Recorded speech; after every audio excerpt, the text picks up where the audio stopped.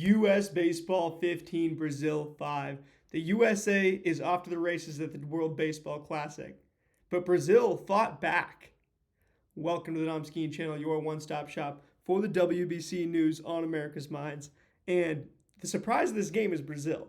Yeah, the U.S. puts up 15 runs. We knew that the U.S., which is a team full of all the best major leaguers, was going to put up quite a bit on Brazil, who doesn't have a single major leaguer. But there's two players in particular that stood out on Brazil, and their entire team made this a 2 or 3 run game for the majority of the entire thing. And that's crazy even just to say. Other than a crooked number in the top of the 9th inning for the USA, who's playing as the away team, because Brazil's got to have a home game, the US got to have some away games, even though it's at Daikin Park in Houston, which they just changed the name of that. Not even sure what this company Daikin is yet. Maybe we'll learn that. As a Mariners fan, we're going to be visiting there all sorts of times in the season.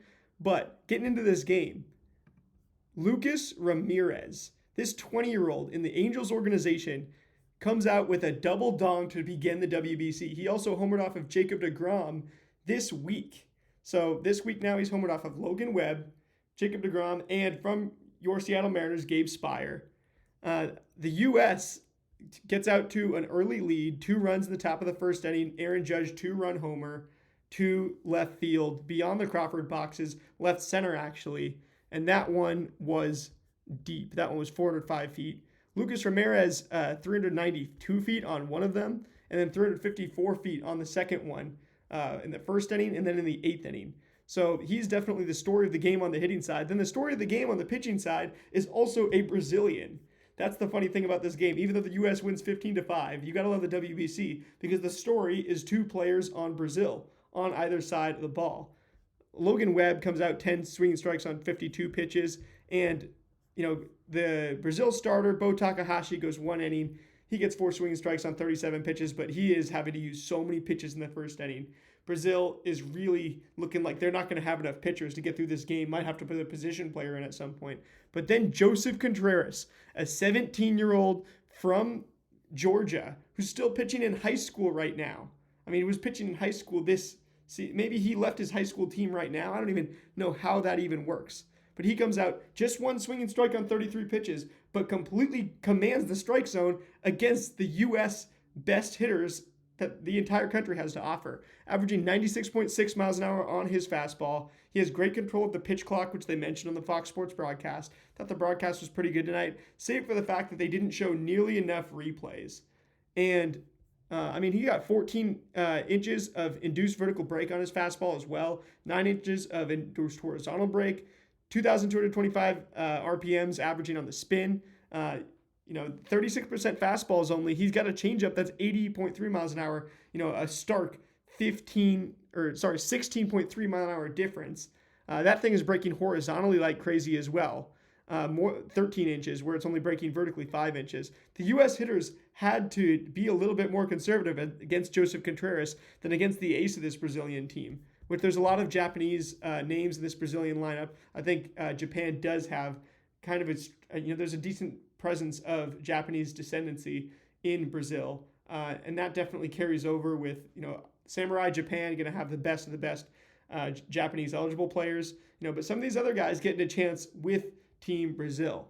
So you see Joseph Contreras. It's easy to see why he looks like. He's going to get drafted this year. He's going to be in this upcoming draft in July. But it's not crazy to say, I don't think at this point, that, whether or not he was a first-round pick before this, he's a first-round pick now for sure. The way that he just commanded the strike zone against this. You look at his Baseball Savant page, his MLB actual official transaction log. Right-handed pitcher, so 724, right? It's filled with right-handed pitcher Joseph Contreras assigned to high school workout. Brazil activated right-handed pitcher Joseph Contreras. Joseph Contreras assigned to high school workout. So the fact that you've got a 17-year-old and a 20-year-old carrying this Brazilian team to a close 3-run game for most of it against the USA, which we know how good U.S. baseball is. We're going to get into them in a minute, but I wanted to just take my hat off to this Brazilian team because, man, who expected them to put up that good of a fight? Nobody. Who did anybody bet? The the under on the spread or something for this game. If you did, tell me in the comments below. Let me know where you watched this from. And I mean, how shocked were you by Lucas Ramirez, the 20-year-old in the Angels organization, and Joseph Contreras, the 17-year-old in high school in Georgia still? The U.S. ends up putting up 15 runs on just 10 hits because there was so many walks. Once you got into the later part of this game, I mean, the Brazilian pitchers, there was a guy that came in later for Brazil. His name was Lopez. Yeah, Tomas Lopez. Had really good stats at Columbia University in the Ivy League, in America, but last year. But then he gets just one swinging strike on 25 pitches. He was so scared of the strike zone against this U.S. lineup. He has just 3 called strikes plus whiffs. So 3 total strikes on 25 pitches. Not going to get it done. Then Vitor Takahashi has to come in, throw 21 more pitches, just getting 4 strikes to get this game even over with on the pitching side for Brazil. So Brazil they had to be scared of the strike zone, especially once they were close for most of the game. Then it got out of hand. They're just walking in runs left and right. They even got called for a balk, that last pitcher did. But hats off to Team Brazil and to the youngsters that are carrying them. I mean, will they be playing for Brazil in future World Baseball Classics? Who knows? Now, obviously, we want to hear about the Americans. Everybody's going to be talking about the Americans, but Brazil, definitely the story tonight. Keeping the U.S. at bay for most of the game. Then the USA, you had Aaron Judge hitting the homer in the first inning. Everybody except for Bregman, Ernie Clement, and Goldschmidt. So everybody who actually started the game for the U.S., other than Alex Bregman, had a hard hit in this one. And almost everybody scored a run as well. The only players not to score other than Goldschmidt and Ernie Clement, as well as Pete Crow Armstrong, which were the 3 substitutions for the U.S., you had every single player score at least 1 run. Everybody in the starting lineup scoring a run for the U.S., the offensive side looking real good. And they knew that this Brazil team, to an extent, they were a little bit caught off guard by the fact that they're not controlling the zone that much. They're getting into so many 3-0 counts, so many favorable counts for the U.S. It's almost that when you even get into a favorable count, if you're the Brazilian pitcher, once they got an 0-2 count, it's like they almost needed to just go for the kill at that point. Go try to stick the knife through the heart and throw some sort of just fastball right down the middle, because they were so scared of the strike zone with their breaking balls, especially.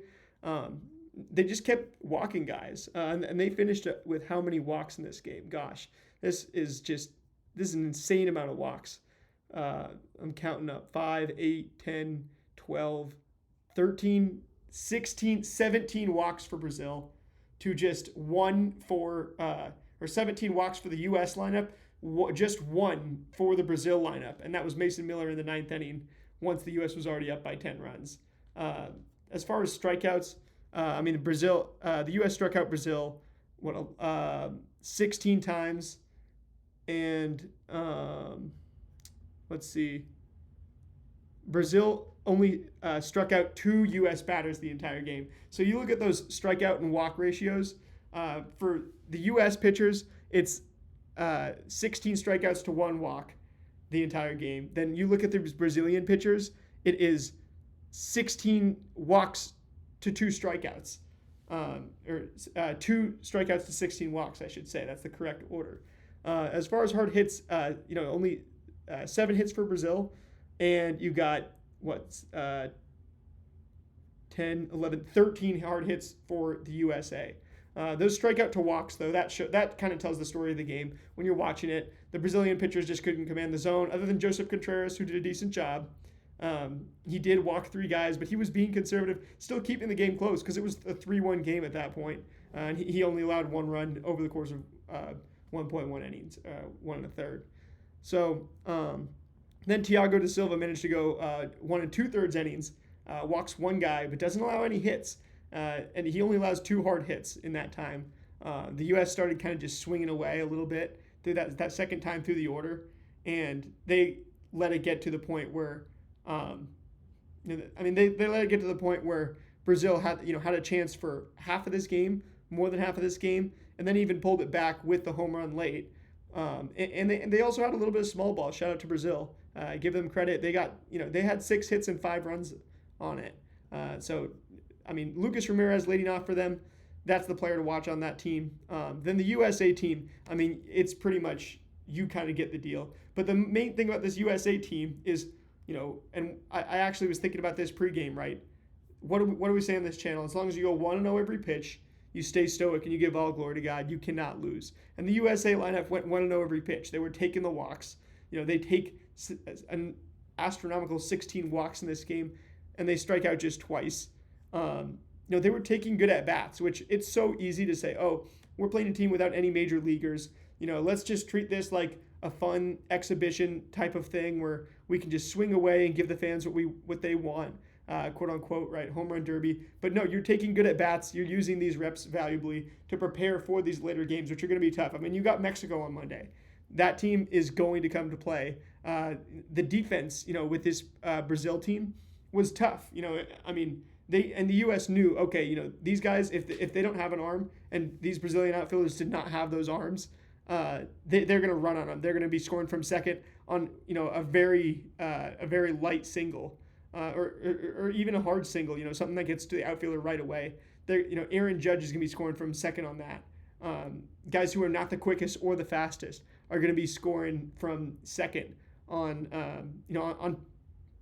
hits that they usually would just advance one base on. And then when the game calls for it, when you've got 2 outs, or when you've got 0 outs, you get a single, everybody just advances a base. You're not going to be over aggressive. So I think that this strategy on this U.S. team is one of the strong suits. This Dominican team, right? Guys like Julio. I love Julio. I'm a Mariners fan. But those guys they are really trying to put on a show. They're hitting the homers. They're trying to steal bases. Julio was too. Shout out to him. I mean, he homered and got caught stealing early tonight, and then he also tied the game up with a base hit for the DR. Those guys are as talented as this U.S. lineup, but this U.S. lineup just looked like they were playing better situationally and against a team in Brazil that they had no need to do so. Just in a vacuum of this game, they have a need to do so for later on in this tournament. To gel together because you get so few games together. This lineup's got to learn each other. They got to learn how to play baseball the fundamental way, and that's what going 1-0 every pitch is. It's not trying to homer on every pitch. But once you get that 3-0 count, Aaron Judge, go ahead and hit one out of Daikin Park, as they call it now. As far as StatCast, the most interesting things are, probably this hard hit data, which, really the U.S. 41.2 hard hit percentage, Brazil 36.1. That's not that far apart. I mean, this tournament is definitely the best World Baseball Classic ever. You see the growth of the game around the globe, especially around the Americas here. And Michael Wacha came in. He had 11 swinging strikes on 39 pitches, but he let in a couple runs by Brazil. He didn't necessarily do exactly what you wanted him to do. He was pushing for strikeouts a little too much. And what Michael Wacha how old is Michael Wacha now? This guy's going to be in his late 30s, 34. This is a guy who you might not need. He's got the kitchen sink approach in terms of his pitches, throwing nothing more than 27% of the time and 6 total pitches. You don't need that guy to be getting super crafty trying to get strikeouts, especially in this tournament. Stats don't matter in this tournament at all. What matters is the fundamentals of baseball, and that's why tonight was fun. I got to go back and watch some of these other games. I haven't got a chance to watch that Japan first game. I've only seen some of the highlights of Ohtani and Yamamoto, but I know they put up a baker's dozen beating Chinese Taipei 13-0. Taiwan, I'll say, because I'm allowed to say that. And then also the Dominican Republic. Nicaragua actually held their own against the Dominican Republic for a little bit. Venezuela beat the Netherlands 6-2. Cuba beat Panama 3-1. Mexico beat Great Britain 8-2. They look like they have kind of that team dynamic going on. They're striking a pretty good blend of being flashy but also being fundamental. Flashy and fundamental, that can be our little saying, reps over results for spring training. You could say that for these favorites in this tournament in the group stage as well, in a way, because you kind of know that they're going to beat teams that are limited on major league talent. But it's baseball. There's a reason this game takes the longest to normalize of any sport in terms of these statistics and numbers. But when we talk about the World Baseball Classic, it's not just reps over results. It's the balance of fundamentals over flashiness, but then a little bit of flashiness too, because, I mean, sometimes you just bring in Shohei Ohtani in the bottom of the ninth and he closes it out against Mike Trout. The reason Japan's won this tournament more than anybody else, though, I think we got to go ahead and say fundamentals over flashiness. And there's a reason, that's probably the reason that these Central American teams have had trouble winning it. But Dominican Republic ends up putting 12 on Nicaragua to their 3. They get 14 hits. So they actually out-hit the U.S. tonight, although it's hard to measure with Nicaragua versus Brazil, the quality of the competition. But that's the other team that you're really looking across the way at in this tournament. I mean, obviously, Julio Rodriguez absolutely exploding. 3 for 5, a bomb, 3 RBIs, just 1 strikeout, a run scored, did get caught stealing, 2 hard hits for him. Good amount of hard hits up and down this Dominican lineup. And then also, Dominican Republic, I feel like they used quite a few of their good pitchers tonight, and they definitely did. Most of them put up zeros, but Christopher Sanchez comes in, 1 1/3 innings pitched, 3 earned runs on 6 hits, just 4 strikeouts. Every single out he gets is a strikeout to 1 walk. Is that just terrible batted ball luck? It's 1 game in this tournament, so that's what it really looks like here. I'm sure he's going to have a whole bunch of swinging strikes based on that. Yeah, you look at 10 swinging strikes on 43 pitches, so he was still getting all this swing and miss. But he even had an 83.4 average exit velocity allowed. So 83.4 miles an hour, that's not hard hits at all. That's quite a low quality of contact with it. I mean, that stat takes years to normalize. So it's pretty likely I'm going to have to go back and watch whatever happened with Christopher Sanchez. That's a guy that could be starting in these later games for the Dominican Republic. His sinker, changeup, slider approach. But it worked for him so well in the NL last year. You got to think that it's going to work later on in this tournament. Anyway, apologize to you guys for not getting on some of these games earlier in this tournament. There was so much offense in these games yesterday on the 5th. You had Korea beat Czech Republic 11-4, and then Australia beat Czech Republic 5-1. You actually had the Czech Republic got this brutal scheduling here, and they are the team that has the most guys that are not actually professional baseball players but play in addition to their day jobs. So definitely quite a bit of fun going on the WBC tomorrow. Great Britain and the USA. Man, I might have to do a full-on preview for that one. If you guys didn't know, I got some family stuff going on. Still got to talk about this tournament quite a bit. You got Korea and Japan. That's going to be a really fun game out in that Japan pool. You got Colombia and Canada. Canada definitely is going to be pretty good. They could make a run. Josh Naylor could get hot. This stuff could happen. Netherlands playing Nicaragua. Italy playing Brazil. Italy should be good. I want to see Italy go out there and do something fun. I think they're kind of my sleeper pick in this tournament. Jacob Marcy, Vinny Pasquantino, Dom Canzone, Aaron Nola. Venezuela is facing off against Israel. That should be a good win for Venezuela. USA, Great Britain, Scoobles apparently only started the tournament. And then Taipei, Korea. Because when you look at this on Baseball Savant or the MLB app, you're going to see 2 games for certain teams in a day just because of how it's structured with that Japan pool and the time zones. Anyway, I'm going to go ahead and sign off. Let you guys watch this thing, get it uploaded, and I will talk to you guys tomorrow. I don't even know, should I say go M's? I'm going to say go M's because there's M's across this World Baseball Classic, team with the most players in it as far as organizations. So, I will see you guys tomorrow. Go M's, and remember, as long as you go 1-0 every pitch, stay stoic, give all glory to God, you can't lose. Shout out to Randy Rosarena. Got to do that because can't wait to see him play against the U.S. on Monday too. I will see you guys tomorrow.